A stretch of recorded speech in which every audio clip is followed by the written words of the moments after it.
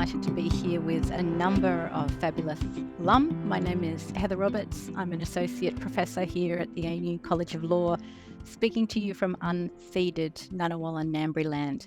And can I please pay my respects to their elders past and present in what I hope will be a very exciting year for Indigenous Australians this year. So the purpose of tonight's event is to allow us all to learn a little bit more about what Judges Associates do, why you might consider it, and how you might go about thinking about applying. As we go through the evening, we're going to hear a little bit of background from all of our speakers tonight. Rather than formally introduce them at the start, I'm going to launch straight in with my questions, and you'll hear more about them as we go along. If you would like to put any questions in the chat function, we do have that going this evening, so you can add at any stage any questions that you have for our wonderful panellists, and we'll do our best to cover all of those questions. But also remember, you're very welcome to send me an email at any time if you have questions about being a Judge's Associate. And if I can't find you the answer, I know we'll have wonderful alumni who can help. So, Bridie, if I can turn over to you now, please. Could you start us off by just giving us a little bit of background about what court you were an associate on and the kinds of work that you did on that court? Hi, everyone. My name's Bridie. I completed 2 associateships at the ACT Supreme Court, so with Chief Justice Murrell and Justice Elkaim, who are both retired now. In terms of the kind of work that I did, I guess the difference about the ACT Supreme Court is that it is a small jurisdiction and there's only 6 permanent judges. So it means that the kind of exposure you get as an associate is to all types of matters, subject matter, first instance jury trials, sentencing, and pre-trial evidence on the criminal law side. You also get civil trial exposure as well as Court of Appeal matters. In terms of the day-to-day work of an associate, I guess you could divide it into 2 parts, the in-court and out-of-court aspects of things. The in-court work, you are the one who prepares the record of the proceedings. So in the ACT, we call this the bench sheet. You assist the judge with what they need. You take custody of exhibits. You run the technology and organise the court before they take the bench. You liaise with media and the prison and the other lawyers and things like that. Outside of court, I also did a lot of preparing and proofing and assisting with judgments and judgment writing, as well as research for my judicial officer. One of the pros about working for the Chief Justice is that you also get to do a bit of speech writing and things like that, and attending events with your judge. And if your judge is involved with any extracurriculars, so for example, like rules committees or procedure committees, you get to assist with that as too. Often you're called the secretary. And also preparing press releases and judgment summaries and things like that. It's a really, I would say, really diverse area of work. I also loved that you get different matters before you every day, and it's always new and exciting. Does that answer your question, Heather? That's fabulous. Thank you. We'll start there, although I know we'll have more to come back to. Thanks very much.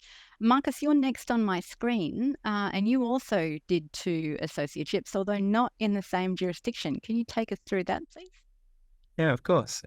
I did my first one in central Johannesburg at the Constitutional Court of South Africa as a foreign law clerk, which is an opportunity that they have there because their judges take at the Constitutional Court level 2 South African clerks and an optional foreign clerk as well, which was a fantastic opportunity. The Constitutional Court doesn't have a lot of sitting days, so most of it was out of court work and judgment writing, but also at that court, Constitutional Court clerks do quite a wide range of other activities, including giving public tours and public information talks around the building, and doing advertising and recruitment for the role, and other little committees and things that you can sign on to out of interest. I then was an associate in the Federal Court in the Melbourne Registry, which was a good mix of trial and appeal work that you get in the Federal Court. The judges have very different kind of caseloads. So in my case, there was a lot of commercial and intellectual property stuff. But something that all Federal Court judges get to do is a little bit of migration appeals as well. which is interesting and always good to see public law as well. Yeah. Fabulous. Thank you. Now, Jarryd, thank you very much for joining us before the end of your day. Obviously, you're coming in the middle and we'll probably have to go back to work given that you're in Western Australia. So thank you especially. Can you talk us through your associateships, please? Yes, of course. As Heather said, I'm joining from Balloo, Perth. I moved here in 2020 and did 2 associateships. So the first was for a general division judge of the WA Supreme Court, and then I did an associateship the following year for a Court of Appeal judge.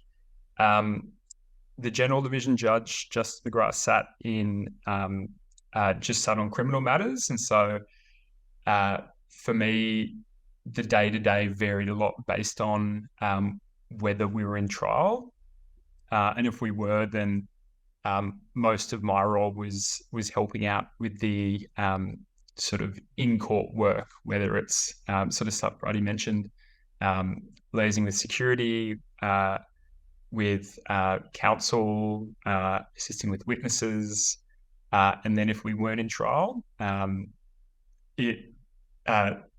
be a lot of sort of various criminal applications like bail applications, urgent hearings, directions hearings, and so out of trial it was you'd sort of get something different every day, and then the following year in the Court of Appeal it was much more of a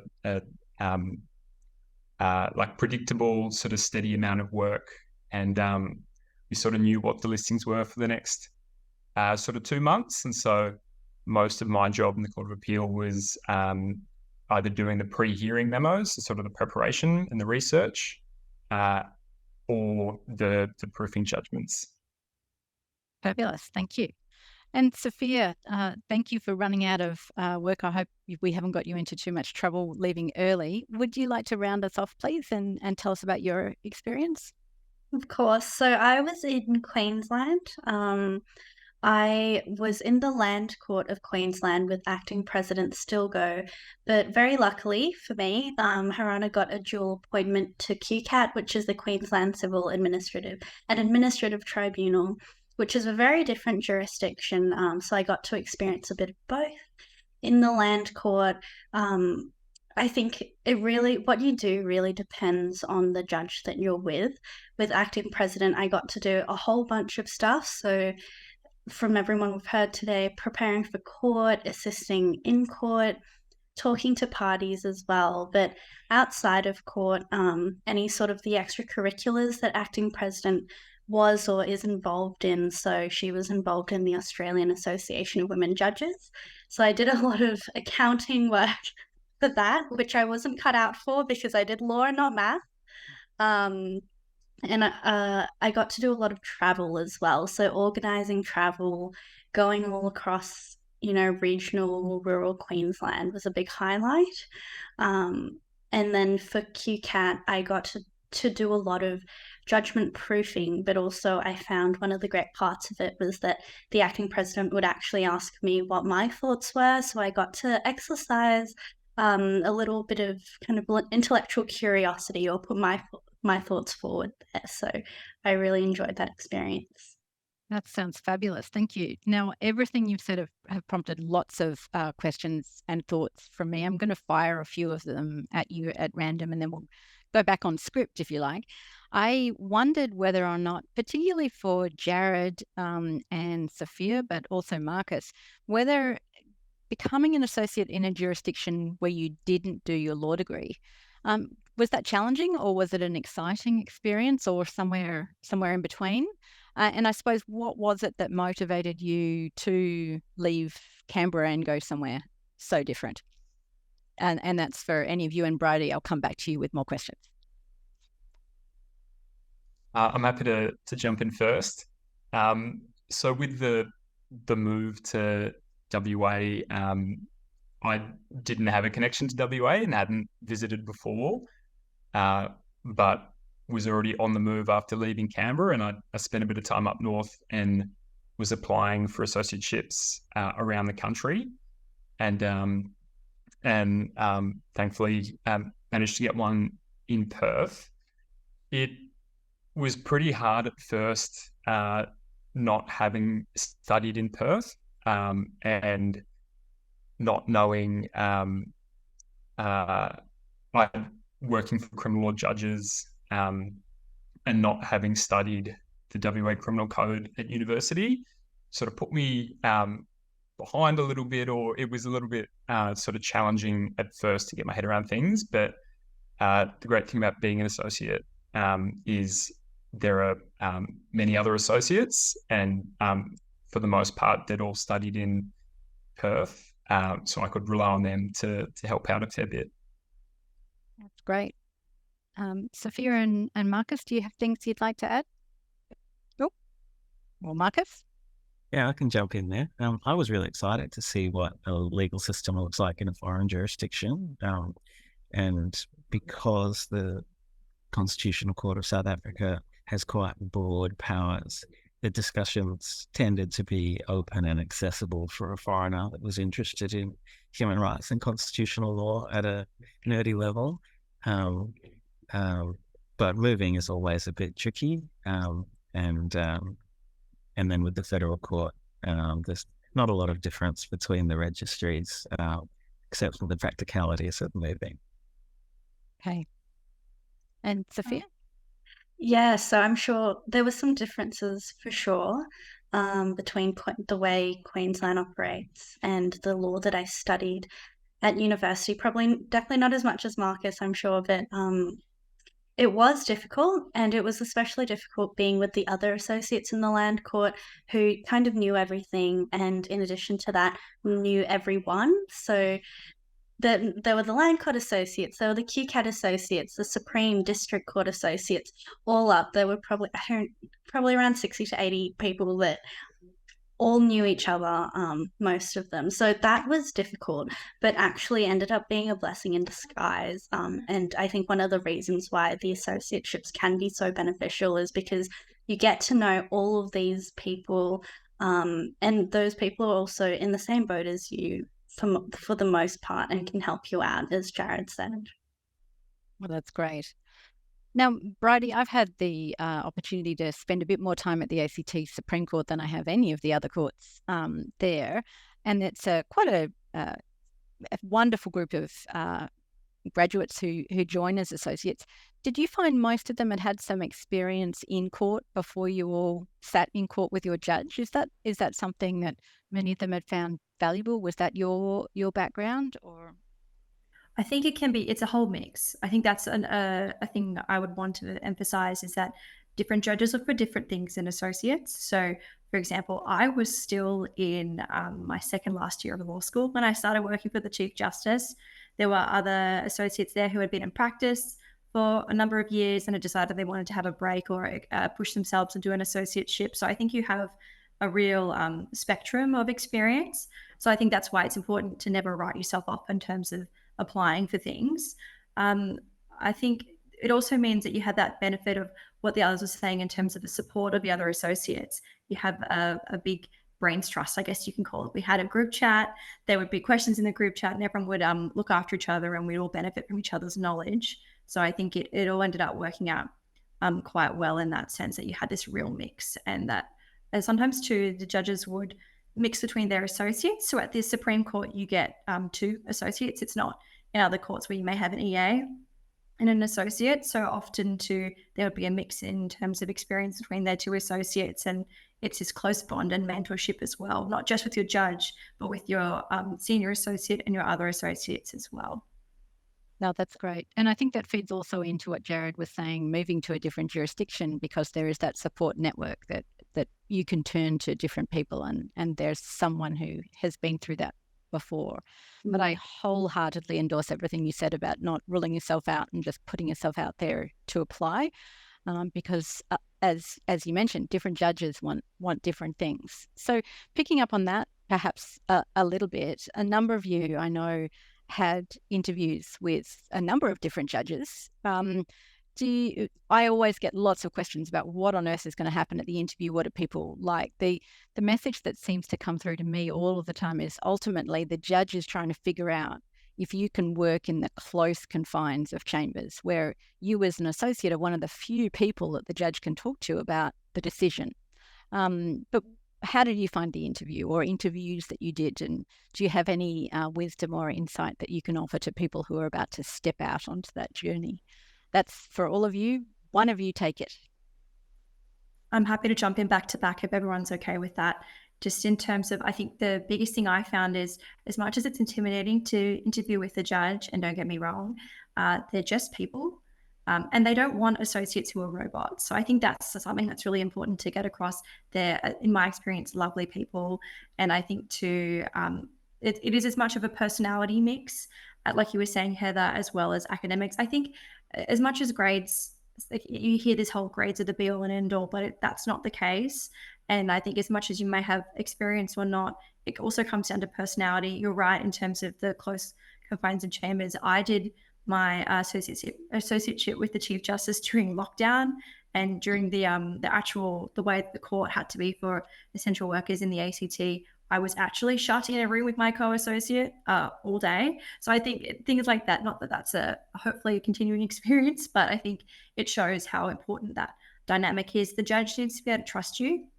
I think that's and you want to be able to trust the judge. So as much as they're interviewing you, you're also interviewing them. Is this a person you want to work for? Is this a person that you agree with? And I would say also to do your research when you're looking for which judge and which court, because it is as much of a personality thing, I think, as experience and grades. Thank you, Bridie. Particularly with you, Sophia, I imagine with all the travel you were doing, making sure you and judge were a good fit both ways would have been quite important.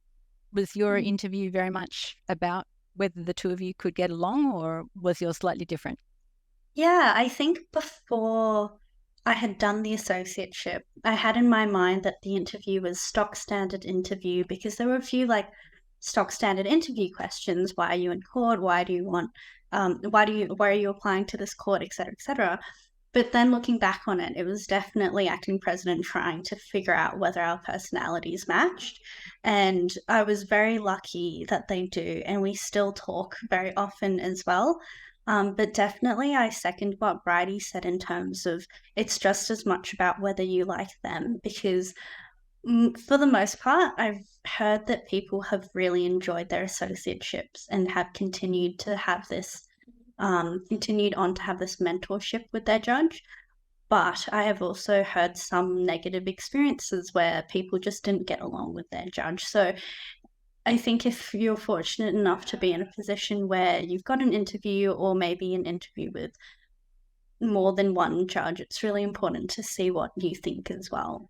Yeah, I definitely agree with that. And also note to anyone listening to the webinar that, we do have the advantage of an extraordinarily generous alumni at ANU Law.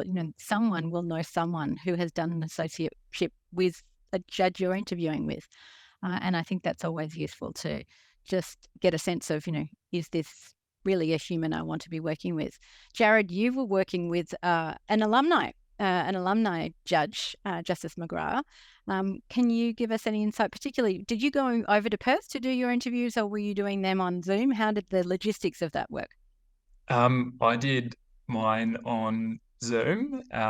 But the interviews, I actually interviewed a fair amount, and got close, and then sort of got rejected a fair few times. And so interviews really are hard, and I struggled at first to sort of let my personality come through in the interviews, and to really talk about my interest in the particular court or the particular judge. So for I think I'd maybe spent 5 or 6 months sort of applying, and in the process of applying before I started applying for the WA Supreme Court. And by that stage, I tried to take a bit of pressure off myself, and which helped a lot, taking pressure off myself, and then just being able to having thought a lot about why criminal law and why I was applying for criminal law judges. That helped, and yeah, for Justice McGrath and Justice Beech, they both wanted to have a conversation and to sort of learn more about me and how I'd be like to work with, and so that's often what judges are sort of wanting from the interview, because through your application they'll be able to see your grades, experience, and because you're working so closely with them over the course of, say, a year, they're really wanting to find out whether you would be a good fit. Yeah. No, that's great. And I think also the moral of your story is just keep putting yourself out there, because it sounds like you had some pretty awesome experiences in the end at the Western Australian Supreme Court and Court of Appeals. So obviously those early interviews were just meant to be steps along the road to find the judges you ended up working with. Yeah. And just a final thought, like it really is hard, but I would say, like, just keep trying. Like, it's difficult, but things will work out. And with judges, they are really good at knowing who's going to be a good fit, and so just keep trying. Yeah, so it's not necessarily you as a person, but you as a fit in that particular team. So try not to take it personally, and just look for the judge for whom you will be the right fit. Is that what you're saying? Yeah, definitely. Yeah. Okay. Yeah. Now, Marcus, I can't imagine that they flew you over to South Africa to see if you'd be a good fit. How did your interviews go? No, that one was pretty usual international affair. But I did travel to Melbourne for my federal court interview, and I did want to echo what Jarryd said. There's a lot of judges out there. There's a lot of different courts with different expectations, and it's hard to know as a law student exactly which way to go. And I put out a lot of applications. I probably took 9 or 10 months, and that's just how it goes. Sometimes I had some interviews. They weren't all great matches. A couple come to mind, particularly, which I won't comment on, except that it was there was one where there was a problem that I did not play golf. But that's okay, because you want to be in an environment where you get on. And it's not all about necessarily everything about you personally. It's not necessarily about your political persuasions or the clubs you're part of. I've worked very well with people that I've been very different to, but people respect professionalism, and that they can trust you with the work. That you're all right to be around, because it is quite close quarters. And if it's a no-go, that's okay. That happens sometimes. And yeah, even people who've ended up doing quite fun associateships often took a long time to get there. Yeah, so I hope that's giving everybody listening some heart. You may be lucky, and your first application may lead to an interview and may lead to success. But that doesn't necessarily have to be the road. And also, just picking up on what Bridie was saying, remembering that judges are human, something that wasn't really running when most of you were in law school, but is definitely up and running now, is, twice a year, the Visiting Judges program is bringing judges to ANU, where you can sit down and have a cup of coffee with them and talk to them, and remember that these are really human people. So take advantage of that as practice for talking to judges in an interview. The judges coming as the Visiting Judges program have been carefully curated to make sure that they are indeed interested in talking with you. So you should take advantage of that. So we've talked a little bit about getting the associateship, but now I'd really love to find out from these wonderful alum of ours what they think the associateship added to their journey as a legal professional now. And with so many options out there, Marcus is currently doing a PhD at Oxford. Bridie is working across the lake. There are so many different options out there. Why would you choose an associateship rather than going and doing something else? What drew you in? And it sounds to me like you all really got something wonderful from the experience. So how did it help you in the next step of your journey? A nice, big, easy question now. So who wants to start us off with that one? I don't think it's as easy of a question as you might think, Heather, because I'm not I haven't started realizing the benefits until recently. When I first walked away from the associateship, I think the biggest thing I thought I gained was confidence and also a network of people, really good friends who I just got a text from my associates group chat, and we still chat almost every day or every few days because we're so close. I thought that's what I got out of it, but now I'm currently working in public sector litigation at a commercial law firm, and just the kinds of attention to detail that the associateship builds, and knowing what a judge is looking for when you're going to court or going to a tribunal, knowing what the member's looking for, and knowing just basic things like what it actually looks like to hand an exhibit up or what that means. There's a lot of that kind of practical use that I got out of the associateship. Yeah, so I think you don't start to realize until a bit afterwards that you've gained all these things, but also I think it's really useful because you can see what you do like and what you definitely don't like. And what was surprising for me was that quite a few of the Queensland associates realised after the associateship that they didn't want to be anywhere near a court. And so they switched to consultancy, or they switched to policy. And I think for them, that was the most useful experience they could have because they found out early on. So I would say for people considering an associateship but thinking maybe they don't want to be in the courts, that's okay. You can still find value out of it. That's fabulous. Thank you, Sophia. I think building off what Sophia said, I used my associateships as almost like a legal gap year to figure out what kind of law I wanted to do, just because, as I was talking to before, the level of exposure to matters at the ACT Supreme Court is so diverse. And even if you're not interested in criminal law, I got to see people eliciting evidence in chief evidence, cross-examining witnesses every day, the exposure to advocacy, both good and bad, and getting to hear your judges' feedback on what they thought is incredible. Also, as the others were saying, the mentorship opportunity from judges is incredible. But also I found not just from the judges I worked for, at least the ACT Supreme Court, I've befriended all of them. I catch up for coffee and lunch with a whole bunch of them regularly. And I think that the judges you're working for are the pinnacle of the profession. And it goes without saying, but the learning opportunities are just so incredible. You're seeing submissions from both sides. You see the evidence play out. I know you can see these things as a baby solicitor, but I think the fact, it's like Sophia was saying, reflecting on it now, every other day, going into a new matter, seeing the benefit of my judges' thoughts and feedbacks on the submission and the advocacy, seeing how they cut through the noise and issue spot on the bench after I've read the exact same material that they have is invaluable. And then my own legal work and writing and drafting applications and submissions, it's shaped. I feel like law school changed how I think, and my associateship changed how I write. Fantastic. Thank you.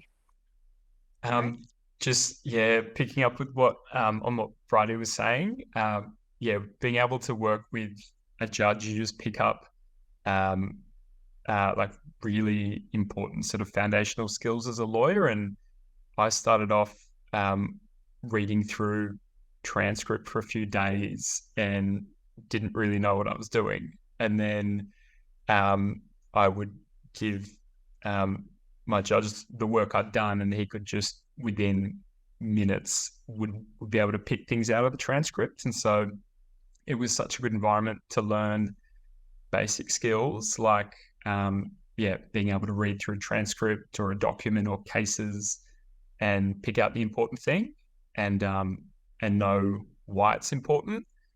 And so that's a really good skill that I got to develop.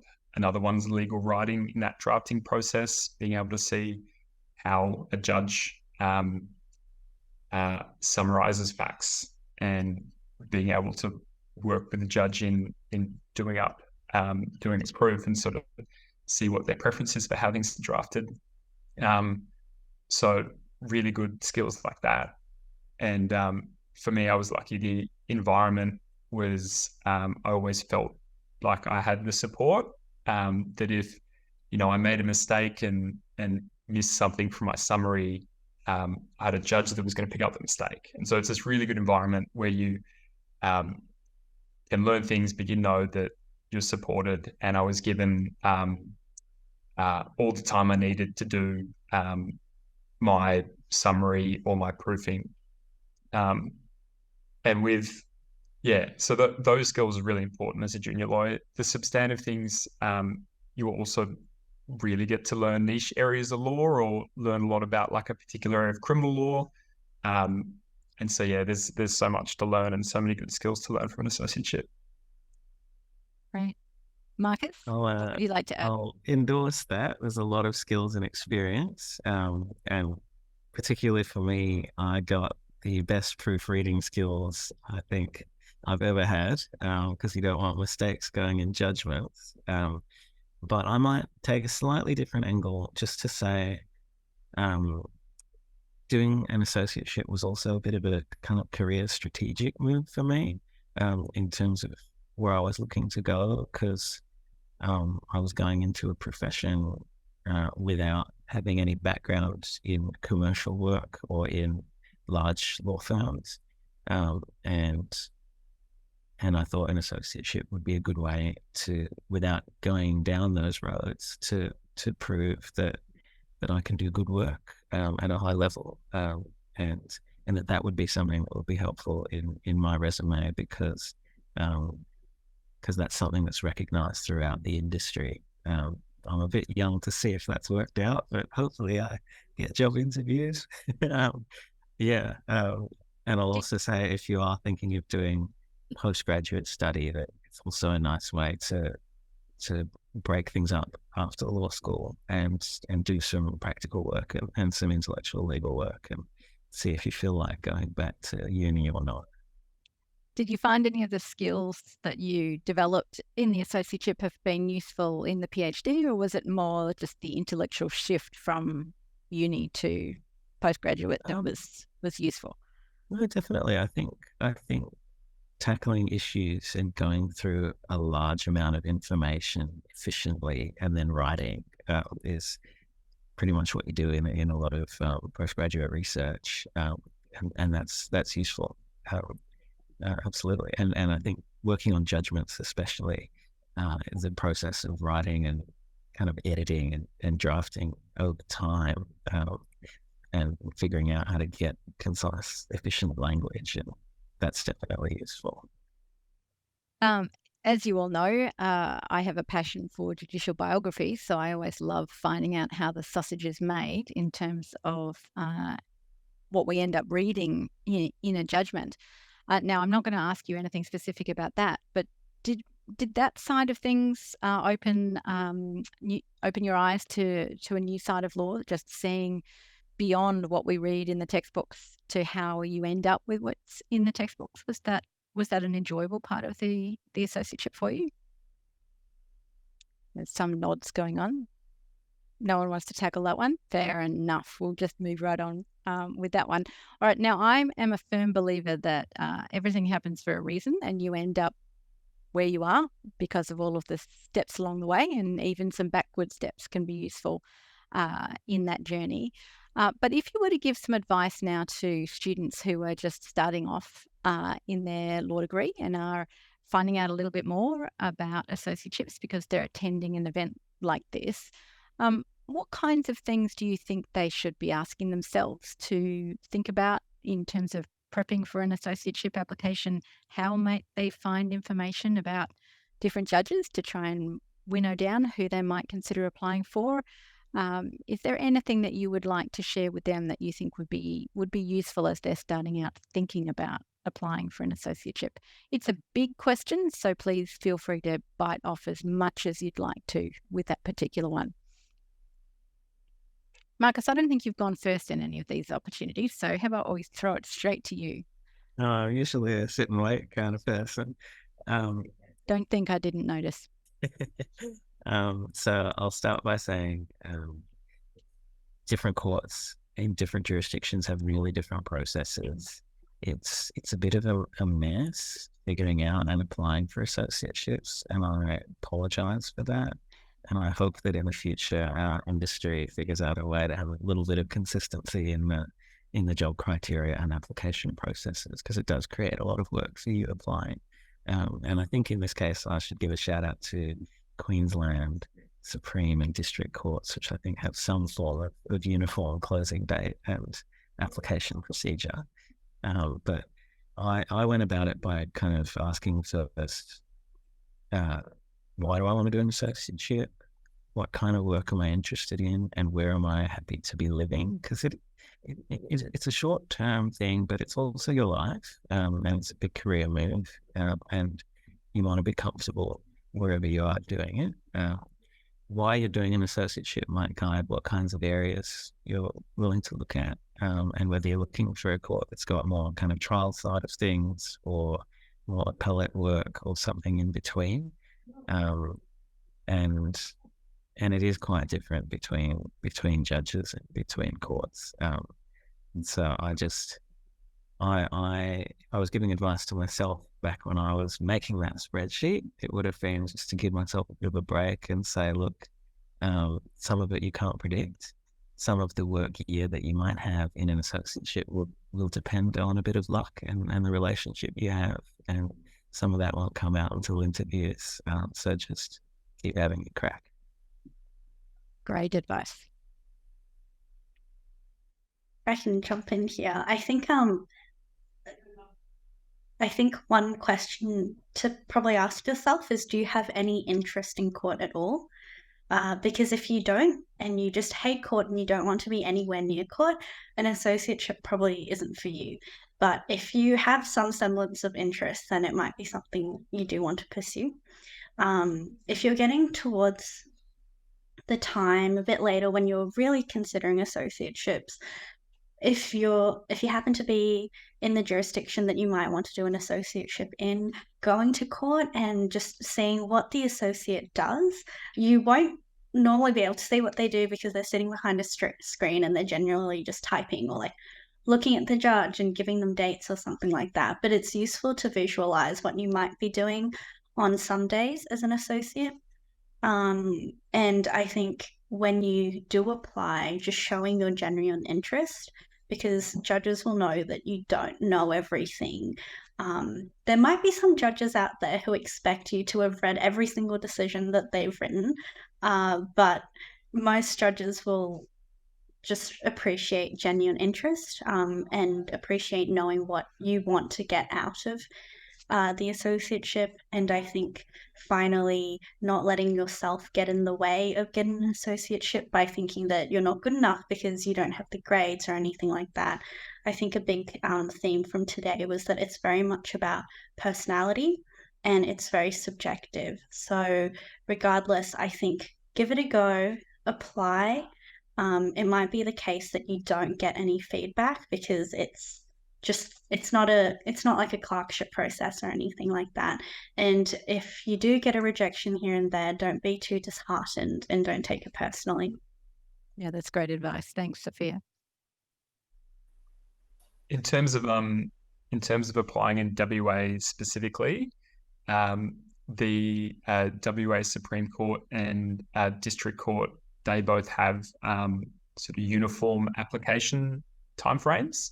So there's a notice that's posted on the WA, both the court's websites, which will give you the guide of how to apply, when to apply by, and so you apply to all the judges within that time frame.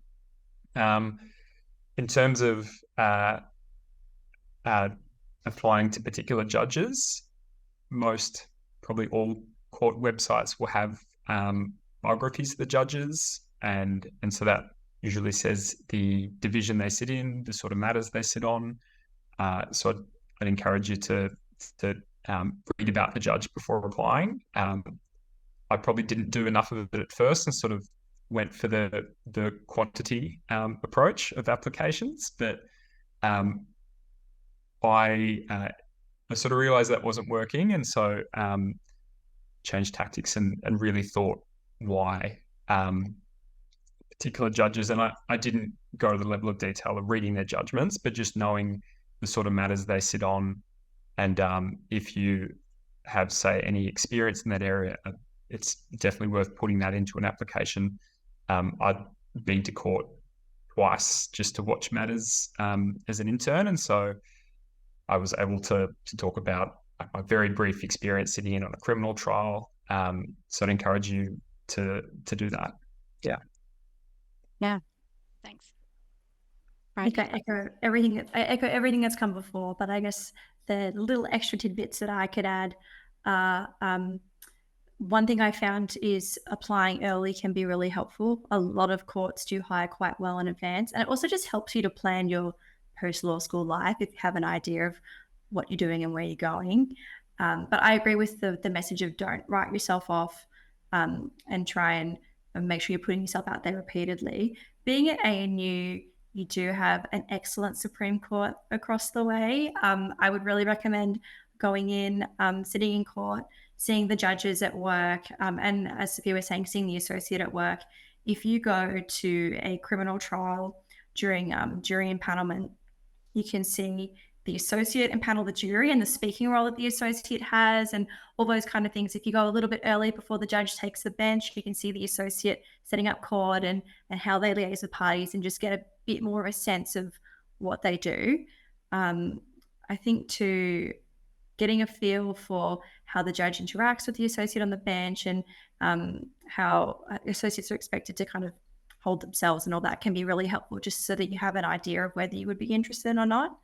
In terms of the ACT Supreme Court, specifically in terms of applying, there's been a whole bunch of recent appointments lately, which has thrown out a little bit in terms of the steady general pace of being able to apply.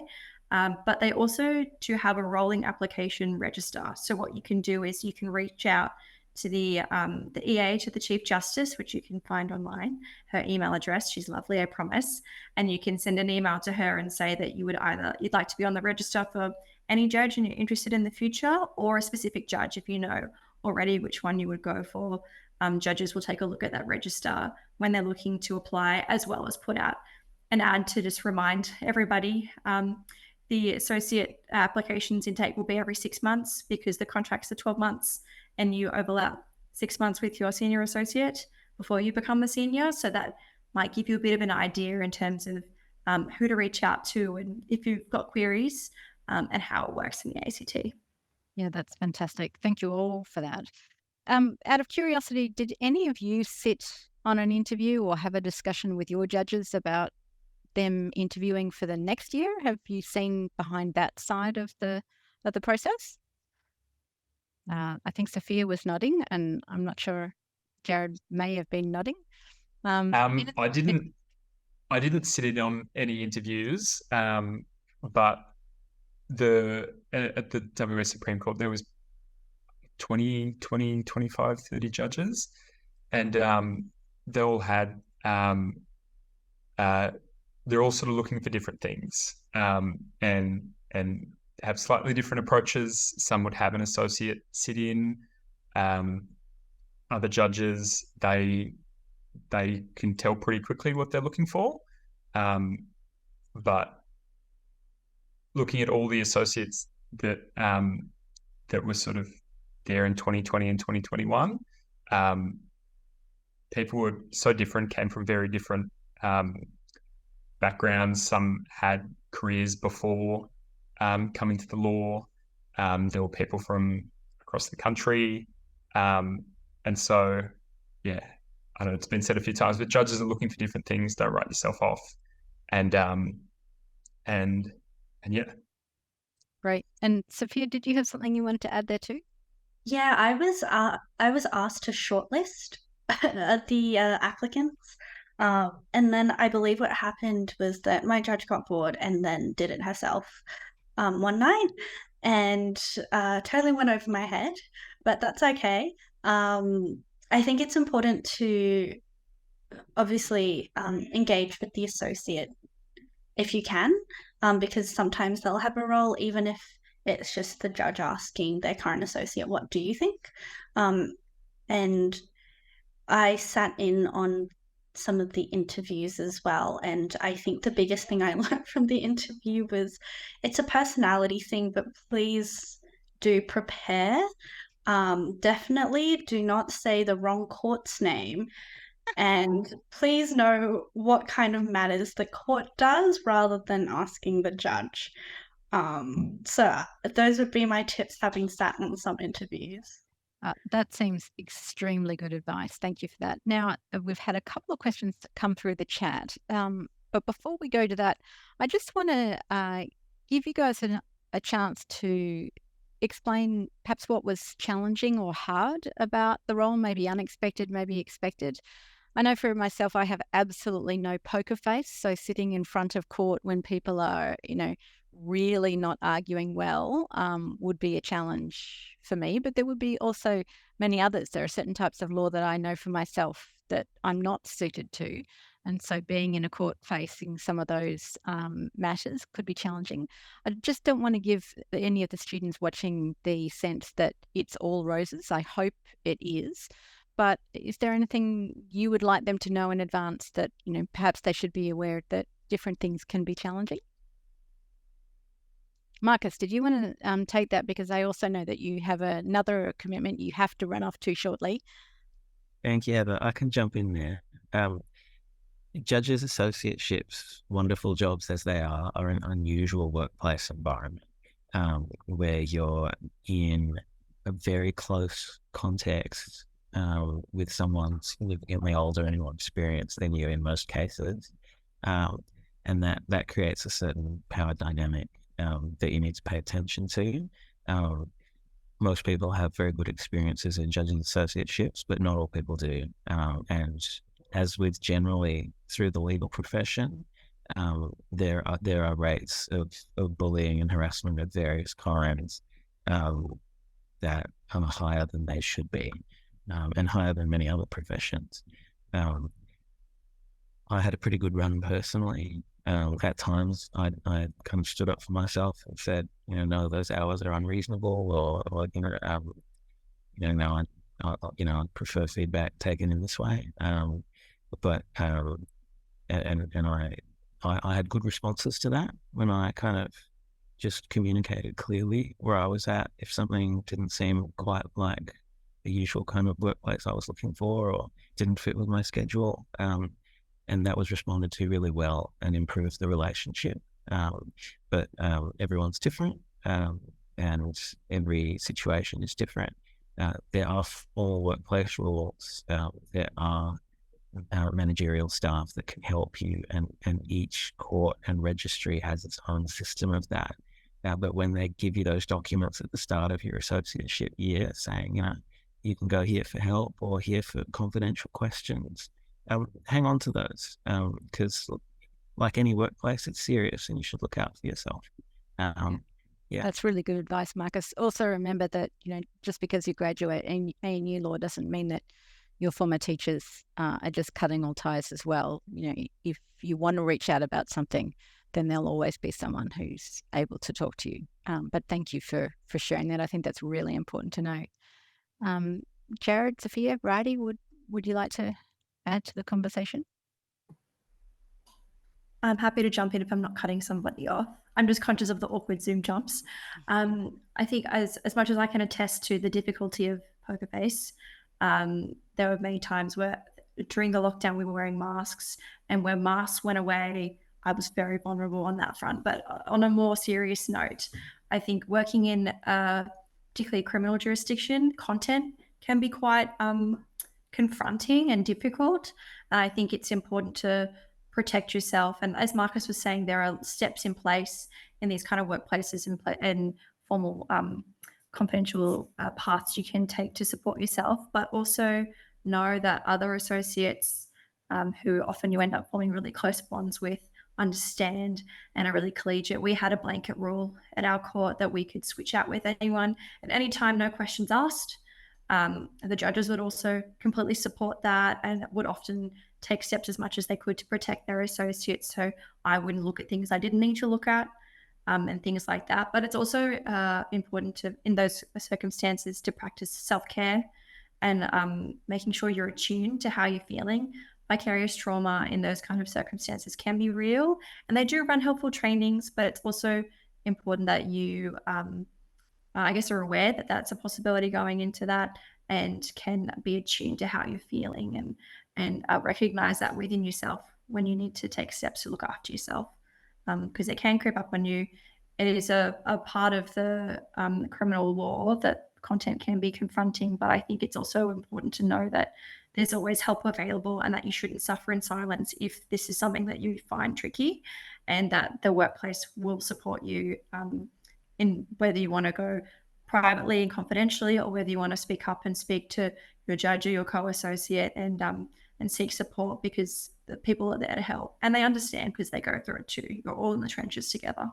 Yeah, no, that's excellent advice. And certainly courts are being far more proactive about making sure that there are programs available to support everybody and their wellbeing. So it's really important to take advantage of that.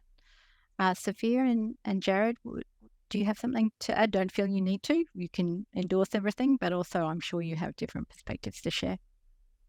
Yeah, I agree 100% with what Marcus and Bridie have said. I'd just like to add, for me, I found at times that I was a bit inferior or not good enough working on some very difficult matters and spending a lot of time working on summaries and then getting it wrong or missing an important part in the transcript, and working with someone that is very, very good and very experienced at doing those things. And so there are a lot of times that I'd get frustrated myself, and you can sort of find yourself comparing yourself to the judge and thinking, oh, there's no way that I could be ever at that level or even as a lawyer. But I just encourage you to take the pressure off, because if you're going in and out of uni, you're just starting your career in as a lawyer in practice. And so judges won't expect you to get everything right. You shouldn't expect yourself to get everything right. So take the pressure off and try enjoy the experience and to treat it like a learning experience. Yeah, I think that's really sensible advice as well, remembering also that the judge will have usually a good 20 years experience of living the law over you when you're an associate, and you accumulate an awful lot of knowledge just by osmosis in that amount of time, not to mention actual practice. Now, Marcus, I'm very conscious you do need to go, so if you feel you do, just wave at us all. But we love having you here as long as you can. But Sophia, I'd love to know your. Thank you again for joining us, and everybody. Marcus will be around a little bit here and there, but I'm sure you can also cyber stalk him a little and find out about his PhD in Oxford. So thanks again, Marcus. Oh well. Sophia, would you like to share anything additional in relation to that? Yeah, so I think really quickly, I just want to second and emphasize what Marcus said, that unfortunately sometimes there is bullying and there is harassment, and the power imbalance is massive. So if you witness that, or if you yourself unfortunately experience that, that's just not okay. And I think one good way to prevent that as well is really to ask around and use the alumni network and talk to as many people as you can about a judge to find out what it's like working with them. To add on to everything, I think one thing that might be difficult is that the associateship might not be what you expected, whether it's the judge or the kinds of work that you're doing. Like I said, I had to do a fair bit of accounting, which built up my skills, but I also hated it and would never do it again. And yeah, just being on your feet and being positive is a really big part of that, and an important way to overcome the challenges associated with being thrown these things that you might not have expected and you might not necessarily want to do, but as part of the job. The other, I wouldn't say is a challenge or was a challenge for me personally, but a good reminder is to be professional with the other associates, because I think there's this kind of collegiality between associates, even cross jurisdiction. And you can get really close with your associate groups, and just reminding yourself that it's still work, and you guys can be really good friends, but also remain professional and keep your reputation in mind. I think that is also important to keep in mind. I heard that everyone should be communicating electronically, assuming that anything can be read out in court at any stage, and that's probably good advice. Now, I have a particular question that's come through specifically to Bridie, if you don't mind, Bridie, and the question was, how on earth did you manage finishing your degree while being an associate, and would you recommend that as a pathway? It was a lot, I'm not going to lie. It wasn't an easy thing. I had to really knuckle down, be very organized, very priorities, schedules, lists, all that. So I think if you're happy to kind of put your social life on hold and juggle all those things, then yes, I would recommend it. I was also conscious that I wanted to take the opportunity of the associateship with the Chief Justice when it was offered to me, and that was a priority for me. So I did just juggle it and make it work. But it's not I wouldn't go out there recommending it as the pathway. There's no pressure. You can wait until after you graduate and still have a very fulsome experience with an associateship. In terms of juggling it, in terms of like practicalities, like for example, attending exams and things, my judge was very supportive and knew that I was studying, gave me leave and things like that and time to prepare and make sure that I was feeling prepared before I could walk into an exam. I would, duck out of court and duck upstairs and do a take home on my laptop or things like that as well. So I think the support was there, and which made a massive difference in terms of the juggle I had to do. But I wouldn't say it would be easy. So I think really hard about what your priorities are before taking it on. And if that's something you want to do, go for it. But there's also nothing wrong with doing it at the end of your degree as well. There's no pressure to have to do it all at once. No, I think that's fair. And also, a number of judges I know are very happy when a future associate tells them in advance that actually they'd really hope to spend 6 months traveling and have that break after graduation. And provided that's been expressed and it's clear, that's often something that's up for negotiation. Not always. Sometimes a judge will need a position filled immediately, just like your judge did. But usually that's something that can come out in a conversation, and particularly with many judges these days hiring a number of years in advance, there is that fluidity around for someone to take some time off to travel or maybe do a master's or tutor at ANU Law for a year before they go off and do their associate. There are lots of options out there. Now, I haven't had any more questions come through the chat, so I suppose I just want to give you guys an opportunity to offer any final thoughts or anything else you'd like to add that you feel like that we haven't covered. This has been a tremendously valuable and eye-opening evening for me, and I thought I knew a fair amount about associateships beforehand. So anything you'd like to add?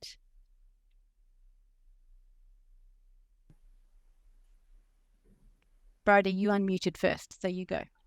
The race. I don't know if it's so much, I guess, adding new information, but I really wanted to hammer home that don't write yourself off. Like Jarryd was saying, I really had imposter syndrome, still do, but really did at the court. Felt like, oh my gosh, I still got 2 years to go at law school. I'm here with people that have practiced for 5-6 years and come over and just know so much more than me. And I was the baby of the group in that sense. And I think I would really encourage you not to let that stop you in applying. I think that you really get so much out of an associateship, and I would recommend it to anybody. But like they were saying, everyone has been saying tonight, take the pressure off yourself.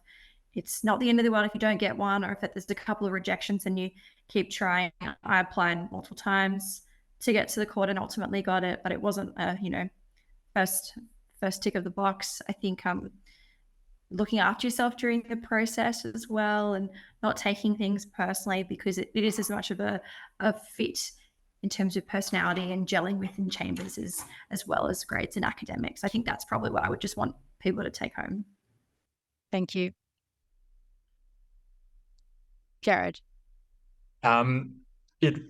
It can be hard. It can be hard applying for an associateship, applying for your first position as a lawyer. For me, it took me a long time to get a job as a lawyer, and it was really frustrating. It was really difficult, but I really encourage you to persist, because things will work out, and just stay grounded. Know why you're interested, or why you want to work in a particular area of law or for a particular judge, and take the pressure off yourself, and things will work out. I agree with that. Sophia? If you do get an associateship, try to enjoy every moment as much as possible, because it really does pass by so quickly.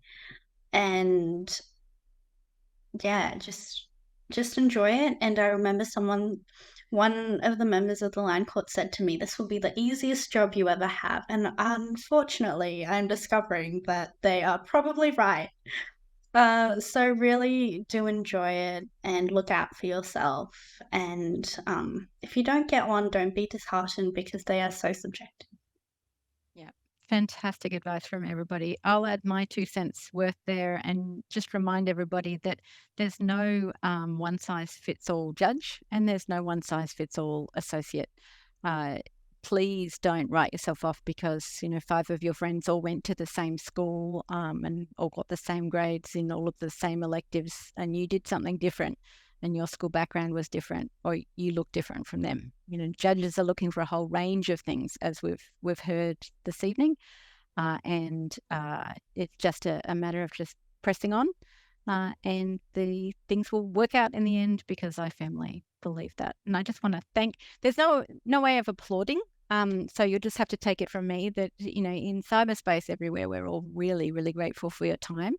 I think this event is a wonderful reminder, of course, that the alumni network is supportive and encouraging, and there are wonderful people all over the country who want to help ANU law students, and we should be reaching out and building those friendships and keeping them going. So I personally want to thank all of you, and Marcus in his absence, for setting aside the time. It was a very great privilege to have taught you all at various stages and to share with you in this discussion. So thank you again, and I hope we can reconvene with more associates soon. So thank you all.